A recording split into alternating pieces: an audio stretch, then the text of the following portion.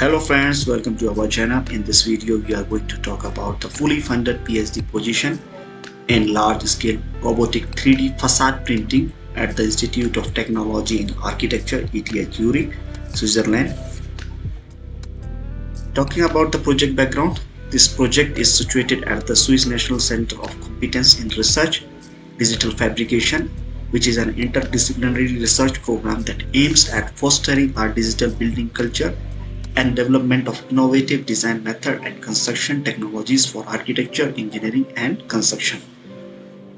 Building upon the ongoing project integrated facade systems within the NCCR and DFAB, this project concerns a hybrid lightweight facade system composed of structural timber element and 3D printed facade components, which is fully disassemblable and or made up of recyclable parts and materials.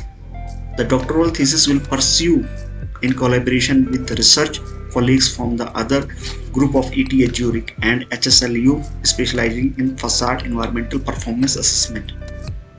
Architectural design and fabrication integration. The project will start upon a mutual agreement earliest by the October 2022. But still you can apply for this project. It is open till now. Now talking about the profile, the candidate is supposed to be a talented and motivated architect, designer or engineer with the design and research experience and outstanding skills in computational design, 3D printing and robotics fabrication, as well as an interest in hardware development, the knowledge of programming like Python and C++, and hands-on experience with the tool development, polymer 3D printing, as well as architectural skills are highly appreciated. Candidate must be fluent in English, demonstrate a high level of initiative and independence, and enjoy work in a diverse and interdisciplinary research team.